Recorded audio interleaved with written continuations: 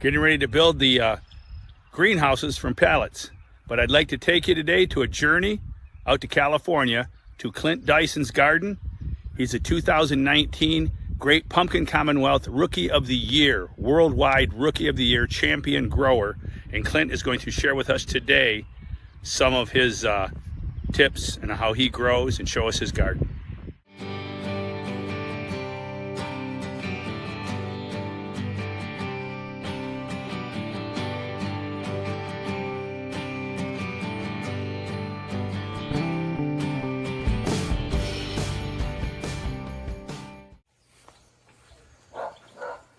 All right, so here we are with Mr. Clint Dyson. Howdy, everyone. He's done a lot of work this year, and I just wanted to have him walk you through and show you some of the stuff he's done. And I'll add some pictures too, so you guys can kind of get the realization of how much work goes into growing and how much time he's put in if you really want to be competitive. So Clint, go ahead, take it away and kind of show us what you've done. So starting off this year, I have greatly improved my soil. I have added over 220 cubic yards of peat moss through here. 3 different kinds of compost from various sources. A buddy of mine makes some really good soil at Kinney's Nursery and Topsoil that I've also added throughout the patch to help break up my clay. It's in between a clay and a loam, but it's not anymore. Got a lot of time and energy into it. And then because I deal with a lot of heat here in California, like 110 plus, sometimes 115, I have a major problem dealing with heat, obviously. So I have built an overhead shade structure, a flat top, which will have 30% shade cloth on it. It also has 5-way mister heads scattered throughout the garden.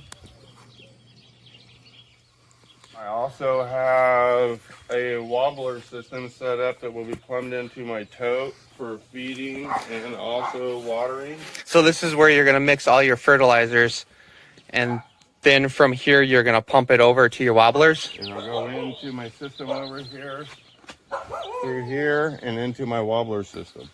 So he'll be able to, with a flick of a switch, he'll be able to dump 250 gallons of fertilizer on his patch, which is very convenient. So I just want to get a quick shot of your soil. Is it okay if I add your soil test? Yeah. Okay, so I'm gonna add a link of his soil test after all of his amendments, and his soil test is very similar to mine, except his potassium's a lot higher. And this soil test I'm going to add right here. This is the soil test that I'd like to match. I'm very close to matching this, but his potassium's a little bit higher, and that's what I want, around that 600 ppm range, whereas I'm normally at like 450. So I like his soil test, and I think this is a prime candidate for good things coming out of this patch. You did a lot of modifications back here this year, didn't you? Yes, I've extended the patch by another 40 feet probably at this end. That porch you see there used to extend into the yard probably another 8 or 9 feet, I believe I cut off of it to add more footage for this year. And then around the corner I've also took up some more of my yard for a little more. So basically you have no backyard now. It's all going to be pumpkins. Fence to fence. Fence to fence pumpkins. That's commitment right there. So this used to be yard before, and this used to be a deck that came out where he could walk out here. So he tore all this up throughout the winter, brought in all this peat moss and all this dirt and built it up where it's really nice soil right now, and I'm jealous. Shade structure goes all the way across because he is in California and he needs that shade. What do you got started right here? I have a Get on the other side here.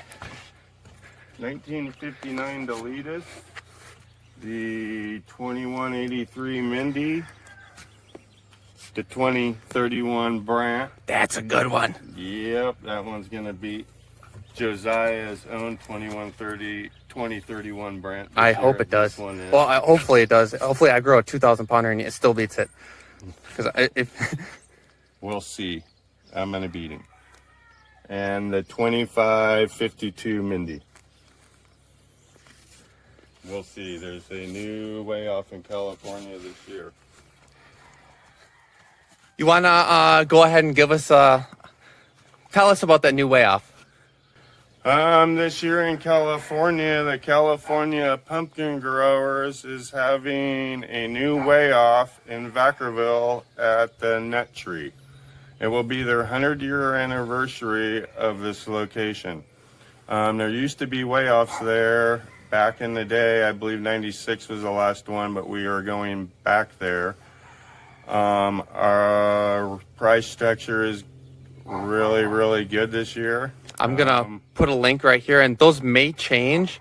Yes, they could. They could change, but it's not. It's pretty set. If but change, it will probably only go up, not down. Yep. So there's going to be a lot of competition coming out to California this year. Yes. Everybody, if you want to see big pumpkins, come out to either Half Moon Bay or the Nut Tree. Or the Nut Tree. So could you tell us a little bit about your logo up here and what the North Cal Giants are? Okay, I wanted to kind of start my own little logo or something and name for my patch. And obviously we have the redwoods, which are giants themselves. Bigfoot. You know, and then you got to have the pumpkin in there. And this is actually Mount Shasta itself, which is a giant mountain at the head of Northern California. I see you got Bigfoot out here in the patch as well. Yes.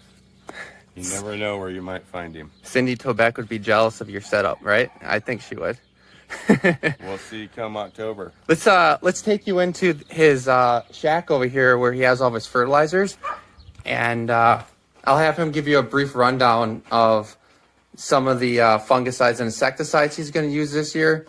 I'm not going to have him go into too much detail on his fertilizer program because that will vary depending on what your soil tests. But what can be constant is your fungicides and insecticides. So go ahead and grab those down and show us what you're going to be using. I will be using a Monterey soil drench systemic. And that's systemic, so that goes into the plant, and it's going to be staying it'll stay in the plant for a period of time. And it's actually supposed to be a one shot for the whole season long. We'll see. But I will also be running Eagle 20 and TriStar. So TriStar and Eagle 20, I use both those, and those are my main fungicide and insecticide. So both those are systemic. They go into the plant itself, and they'll stay in the plant for a period of time. So those are both good in my book, but I think you'll do really good on keeping insect and fungicides away, disease away this year. But yeah, he has quite the treasure trove of fertilizers ready to go at his disposal whenever he sees a deficiency in the plant. That's what you got to look for throughout the year. As you're growing, if you're not taking tissue tests, you got to pay attention to the plant itself and look for deficiencies that will show up in the leaves. It could be a yellowing on the leaves. Then as soon as you notice that deficiency, that's when you would go ahead and you'd choose which amendment you would either drench in or foliar in. Yep. Actually being able to read your plant, what's going on with it, is probably more important than what you'll get back from a soil test, in my opinion. Mm-hmm. Exactly. And I'll tell you right now, these California guys, they know how to read plants. So they've had years of training. Yes. All right, guys. Clint Dyson, thank you for giving us a rundown of your patch. Again, Clint Dyson is a California grower, and if you would like to purchase any of his seeds, they're up here in this link. Hopefully next year you'll have quite a few more on there, and from your patch setup, I'm guessing you're going to have some pretty big ones on there. Hoping for big things this year. All right. Thank you very much. I'd like to thank you all for joining us today. Thank you, Clint, so much for the tour of your garden. Thank you for Josiah for filming that on your little vacation. I appreciate it all. Please turn on your notifications and subscribe to the channel. We got more to come this year from Josiah. And check out Josiah Brandt's channel. Josiah Brandt's got a channel he's sharing this summer. Check him out and join us. It's going to be an awesome, awesome year. And remember, keep it a secret, but go tell a friend. Bubba's sharing tips with Josiah, Clint Dyson, and many others around the world.